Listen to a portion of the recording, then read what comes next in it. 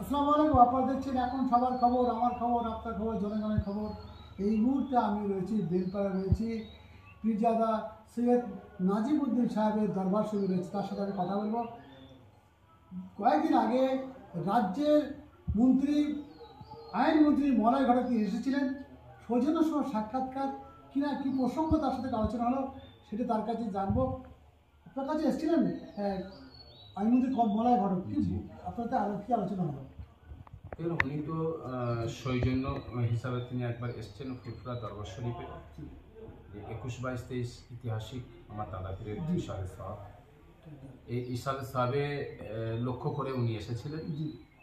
তো কিছু আমার সঙ্গে সৌজন্যমূলক কিছু কথাবার্তা হয়েছিল, তার মধ্যে রাজ্যের যে পরিস্থিতি বা ফুরফুরার দরবার শরীফ উন্নয়নের ব্যাপারে এই কথাবার্তাগুলো আমার সাথে হয়েছে। বিশেষ আলোচনা কি ছিল? বিশেষ আলোচনা বলতে গেলে একটাই কাছে ওনার কাছে অনুরোধ করেছি, আমি যেটা আমার নিজের ব্যক্তিগত কথা, আমি সবসময় এর আগেও মুখ্যমন্ত্রীর কাছে বা যার কাছেই গেছি আমি এইটাই বলেছি, সংখ্যালঘুদের ব্যাপারে আমি কথা বলি।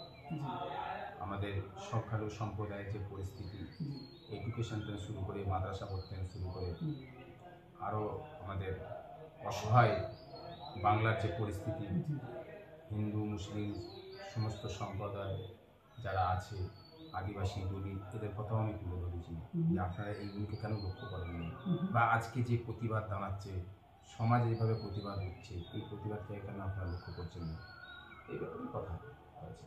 ফুরফুরা শরীফে এইবারে যে ভক্তবৃন্দরা যারা আসছিলেন রাস্তাতে, তো তাদের হারে রাস্তায় পুলিশ হেনস্থা করেছে, সে ব্যাপারে আলোচনা করো, কেন হেনস্থা হলো, কেন তাদের হলো। আজকে দেখুন গঙ্গাসাগর একটা হিন্দু সমাজের একটা তীর্থস্থান, বড় একটা জায়গা, সেখানে আপনারা যেভাবে লক্ষ্য করেন, তারকেশ্বরে যে মেলা হয় সেখানেও হিন্দুদের একটা বড় অনুষ্ঠান, সেখানে আপনি লক্ষ্য দেন। ফুরফুরা শরীফও একটা মুসলিম সম্প্রদায়ের একটা বড় তীর্থস্থান, তো এখানে আপনাদের সব রকম ব্যবস্থা থাকবে, কেন হেনস্থা হলো, কী জন্য হলো প্রশ্ন করেছিলেন উনি। তার জন্য উনি আমাকে আশ্বাস দিয়েছেন আগামীতে এটাকে লক্ষ্য করবে, যা ফুরফুরা উন্নয়নের ব্যাপারে যাতে আরও সুন্দরভাবে কাজ হয়। সমাজের মানুষের যে আশা, তাদের যে আকাঙ্ক্ষা, সেই আকাঙ্ক্ষাটা পূরণ করা হচ্ছে আপনাদের দায়িত্ব। সর্বপ্রথম কথা কি, আমাদের কাজ হচ্ছে, আমরা TMC, CPM, Congress, ISF, BJP বলে কথা নয়, আমরা দেখি একমাত্র সমাজে কারা কাজ করছে। কিছু শ্রেণীর মানুষ আছে, তারা বিভিন্ন রকম কথাবার্তা বলবে, আপনার কাজ আপনাকে করতে হবে, আপনার কাজ আপনাকে করতে হবে। আমরা আমাদের কাজ করি।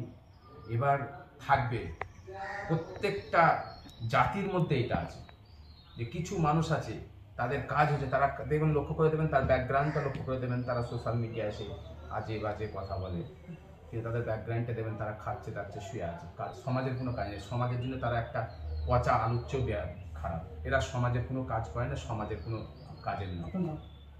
আমার নাম পীরজাদা সৈয়দ নাজিমউদ্দিন, ফুরফুরা দরবার শরীফ হোসেন বুখারী রহমাতুল্লাহ আলাইহি দরবার। যে প্রশ্নটা আমি রাখতে চেয়েছিলাম, কিন্তু মন্ত্রীর কাছে তিনি আশ্বাস পেয়েছেন যে তাদের যে ভারতের দ্বিতীয় তীর্থস্থান হচ্ছে ফুরফুরা শরীফ, সেই জায়গায় তাদের তারা বলছেন যে আমরা অন্য কিছু বলছি না, তার বড় উদ্দেশ্য যে যেখানে আমাদের তারকেশ্বর বা আপনার গঙ্গাসাগর মেলায় কয়েক কোটি কোটি টাকা খরচ করা হচ্ছে, কিন্তু এই মুহূর্তে কিন্তু তাদের একটাই অনুরোধ হচ্ছে যে ফুরফুরা শরীফে যাতে তাদের লক্ষ্য করা হয়। এবং তাদের আর একটা বিষয় অভিযোগ আমরা আগেও পেয়েছি, যেটা হচ্ছে রাস্তায় যারা গাড়িতে আসছেন তাদের কিন্তু হেনস্থা করা হয়েছে। এই প্রশ্নই কিন্তু শাসন দলের কাছে তিনি আবারও জানিয়েছেন, আমাদের মাধ্যমে আবার জানান। আপনারা দেখছেন এখন সবার খবর, আমার খবর, আপনার খবর, জনগণের খবর।